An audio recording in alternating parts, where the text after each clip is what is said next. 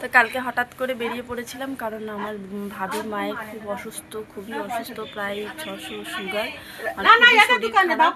তো তার জন্য আর এখানে ছাদের এখানে আমার বড় মা রান্না করছে, একটু আওয়াজ হচ্ছে। তো ভাবির মায়ের খুব শরীর খারাপ ছিল, সেখানে গেলাম। প্রথমে বাড়ির থেকে বেরিয়ে সেখানে গেছিলাম, ওদিকে গিয়ে দেখলাম খুবই শরীর খারাপ ছিল। তো ওখানে কিছুটা সময় কাটালাম, কাটিয়ে তারপরে আমার ইচ্ছে ছিল যে দিদার বাড়ি যাবো, মানে নানিমার বাড়ি যাব।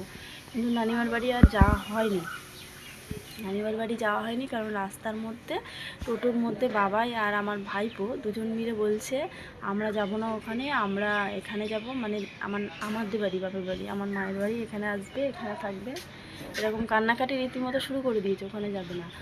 আর আমি তো বাড়ি থেকে বেরিয়েছিলাম যে ভাবির মাকে দেখবো আর নানিমাকে দেখবো, আর তারপরে বাড়িতে এসে তারপরে কিন্তু বাড়ি যাবো, কিন্তু সেটা তো আর হলো না।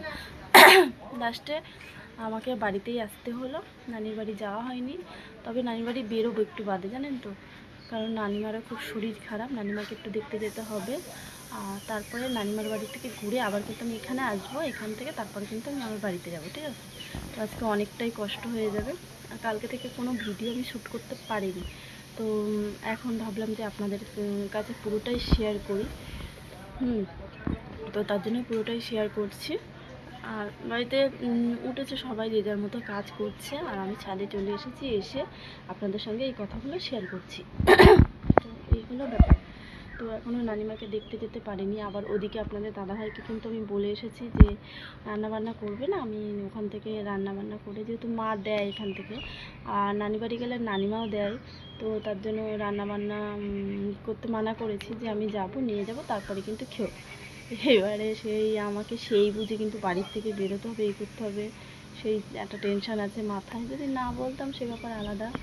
আর আমি না বাড়ির থেকে এমনি বেরোতে পারি না, কারণ আব্বার জন্য, আব্বা হচ্ছে খাওয়া দাওয়ার খুব অসুবিধা হয়ে যায়, তার জন্য এবার চলে আসলে খাওয়া দাওয়া সমস্ত কিছুরই অসুবিধা হয়ে যায়।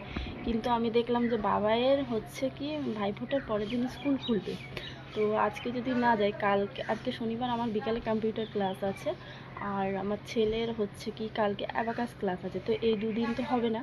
এবারে সোমবার হচ্ছে কালী পুজো, আর আমাদের এই নৈহাটিতে কালী পুজো প্রচুর ভিড় হয়, আপনারা যারা আশেপাশে থাকেন তারা নিশ্চয়ই জানেন, কালী পুজো প্রচুর প্রচুর ভিড় হয়, আর তার জন্য আসা যাওয়া তো অনেকটাই টাফ ব্যাপার হয়ে যাবে।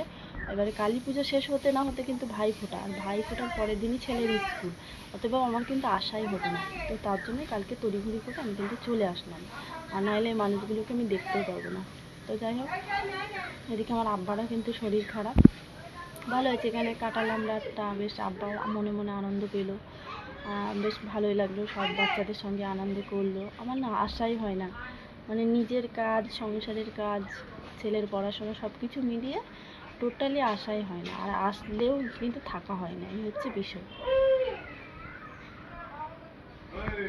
তো কালকে ওখানে গেলাম, আর বাবির মায়ের বাড়িতে আমি ভাত খেয়ে নিয়েছিলাম, তারপরে বাড়িতে এসেও রাত্রিরে দুটো খাওয়া হয়েছিল, ভাত মাংস রান্না করেছিল, খাওয়া দাওয়া হয়েছিল।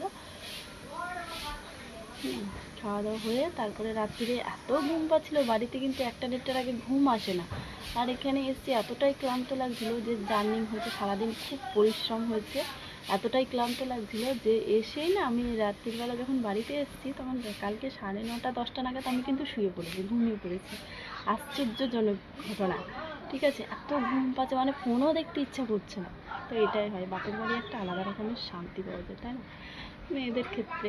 আর শ্বশুরবাড়ি ওটা তো নিজের বাড়ি, ওটার তো কোনো তুলনা হয় না, তবে বাপের বাড়িতেও কিন্তু একটা আলাদা একটা আর কি অনুভূতি কাজ করে, একটা শান্তি, তো সেটাই।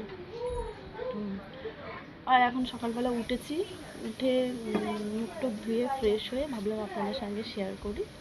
তো যাই হোক, এরপর থেকে প্রত্যেকটা ব্লগ আপনারা পাবেন, শেয়ার করব আপনাদের সঙ্গে।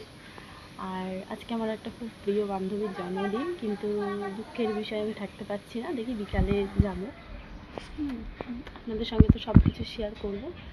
যাই হোক, আজকের ব্লগটার বেশি বড় করব না, দেখি কাজকাম গুছিয়ে আবার দিদার বাড়ির জন্য বেরোতে হবে। তো আজকের ব্লগটা এই পর্যন্ত, দেখা হচ্ছে আপনাদের সঙ্গে আবার নেক্সট ব্লগে। আসসালামু আলাইকুম, ভালো থাকবেন, সুস্থ থাকবেন, সবাইকে ভালো রাখবেন।